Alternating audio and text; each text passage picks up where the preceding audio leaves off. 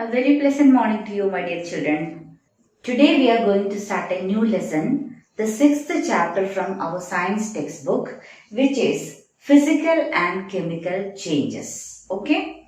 Now, what do you understand by changes? Or can you list some changes that you have come across in your daily life from our surroundings? Okay, so I am going to write some of the changes that we see in our daily life from our surroundings. Okay, so first one, ripening of a fruit, isn't it? Okay, ripening of a fruit, or a sour mango turns into a very sweet one, right? So ripening of a fruit, it's a change. Ripening of a fruit. Okay. Second one, we know that we will keep the milk for a long time to set as curd, isn't it? So milk sets into curd is a change, right? So I'll write milk sets into curd. Okay. Then suppose you are blowing a balloon or you are stretching a rubber band. This is a change, right? So stretching of an elastic or stretching of a rubber band or blowing of a balloon is a change. Okay. So we can write stretching of a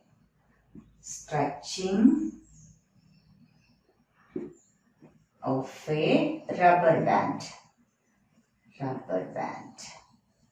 Okay. Now suppose you want to make a lemonade, lemon juice. Okay. What you do? You will squeeze a lemon, add sugar and dissolve, isn't it? So after dissolving, the sugar particles will disappear, isn't it? It's a change. So dissolving sugar or salt in water is a change. Okay. So I can write fourth one, dissolving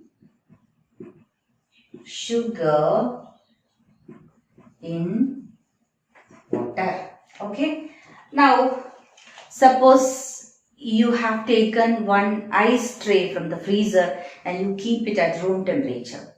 What will happen? After some time, the ice will melt into water, isn't it? So melting of ice is a change. Okay. So melting of ice.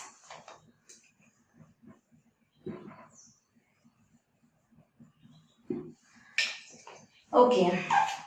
Now another change that we have come across in our daily life is rusting, isn't it? Rusting of iron. Okay. If you keep some iron nails outside, what will happen? After some days or after some weeks, you can see a brown flaky substance on the iron nail or even on the iron gate or iron windows, isn't it? What will happen after some time, after a long duration of time, you can see some brown colored powder or a flaky substance appeared on that iron articles, right? Which is called a rusting. R-U-S-T, rusting. Okay. So rusting of iron is another change, isn't it? Okay. So I will write rusting of iron. Okay. Similarly, you can list a lot of changes. If you check inside your body, a lot of changes are there, isn't it? Digestion is a change in which we are eating food, we are chewing it, it's a change, okay? Then we are swallowing, it will reach in our stomach and what happens? Digestion takes place, isn't it? So it's a change. In our body, a lot of changes are taking place. Or you can elongate this list of examples as much as you want, isn't it? Okay. Now we are going to check what are physical and chemical changes.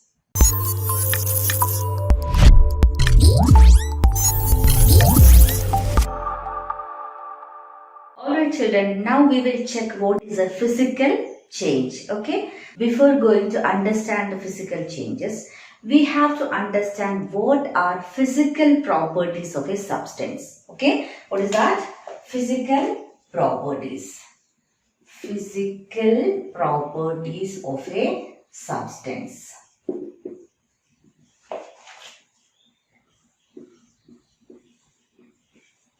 Okay. Okay, physical properties are the color, the size, the shape, and the state, etc. That type of properties are called physical properties. What are they? The size of a substance, okay, and the shape of a substance, and the color of a substance, and state of a substance, etc. A lot more at the density, melting point, boiling point, etc. are called physical properties of a substance. Okay, what is it? Size, shape, color, state, etc. Okay, for example, if you take a piece of stone, okay, the color, the size, the shape, and it is in solid state. These are describing the physical properties of that stone. Did you understand? So physical properties means the size, shape, color, state, etc. are called physical properties. Okay. Now, if a change occur only in the physical properties of a substance is called a physical change. What is that? If a substance changes in its physical properties only, then it is called a physical change. For example, if you are powdering a piece of chalk, usually you are doing from the classroom, right? You will take the chalk from the table and you will powder it, isn't it? Okay. So what is that change? It is a physical change because the size or the shape of the chalk is changed now. What happened? It is a physical change. Okay. Now during a physical change, remember, no new substances are formed. No new substances are formed. Okay. Another example I'll tell you. You are tearing a piece of paper. What happens there? The shape or the size of the paper has changed. Is there any new substance formed there? No. No new substances are formed there, isn't it? Only the physical properties of that piece of paper is changed. So it is a physical change. Are you getting? Okay. Now, generally physical changes are reversible. Okay. Generally, physical changes are reversible. Okay. Here you have to note the statement generally. Okay. Not all. For example, if you take a piece of ice from the freezer and if you keep it outside, what will happen? It will melt into water, liquid state. But if you keep the ice tray again in a freezer, what will happen? It will solidify, isn't it? So, generally they are reversible.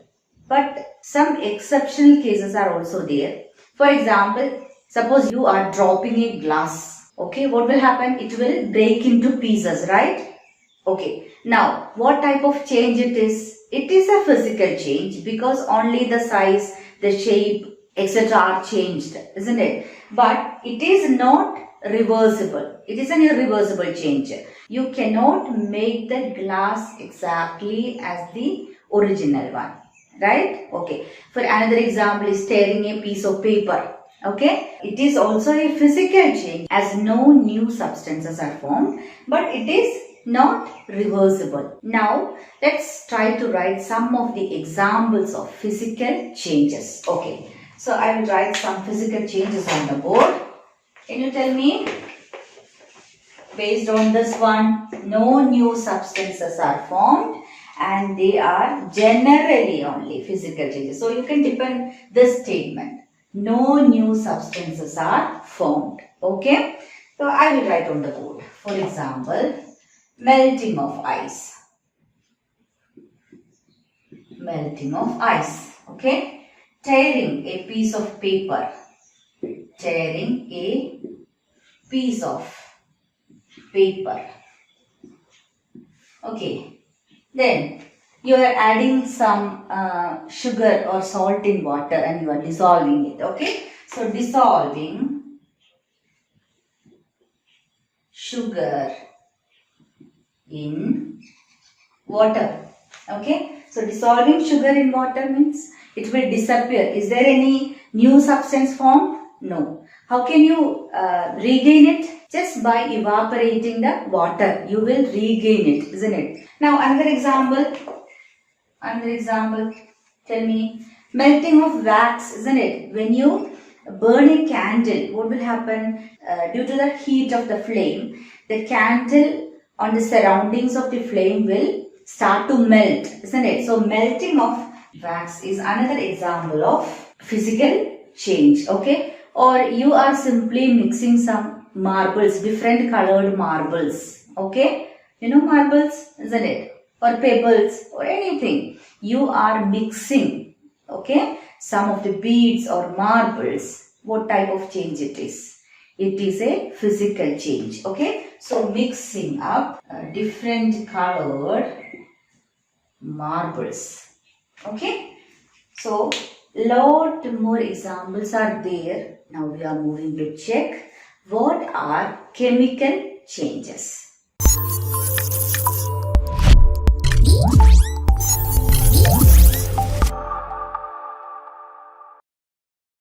Okay, now we are going to check what are chemical changes. Okay, so chemical changes are also called chemical reactions. Okay, now during a chemical reaction, what happens? New substances are always formed, isn't it? One or more than one. Okay, new substances are always formed during a chemical reaction. So we can write what is the condition for a chemical change? New substances are formed. Okay. Now also chemical changes are irreversible. Okay, we cannot reverse a chemical change. Okay, so chemical changes are irreversible. Okay. Now, based on these two statements, can you tell me some examples for chemical changes? Okay, rusting of iron, isn't it? So, rusting of iron is an example of chemical change, because during rusting, what happens? A brown flaky substance is formed, which is a new substance. It is called hydrated iron oxide. Now iron became hydrated iron oxide, which is a new chemical substance. Are you getting? So, and also that change is irreversible. You cannot make that rust again into iron, right? Because it is a new substance. Okay. Now what happens during the ripening of a fruit? During the ripening of a fruit, inside the fruit, a lot of chemical changes happens, and the sour fruit becomes a sweet one. A lot of chemical changes are happening inside the mango, for example. Okay. So which is a chemical change? Ripening of a fruit. What else?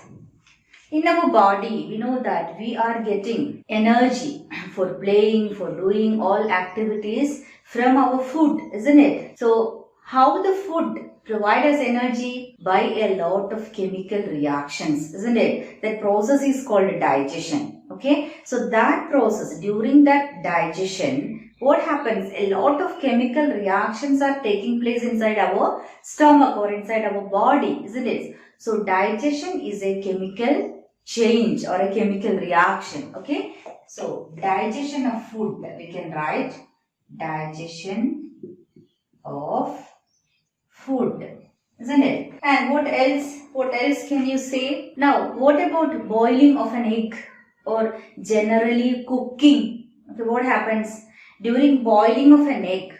You know that the liquid yolk and the liquid white, egg white, becomes a solid.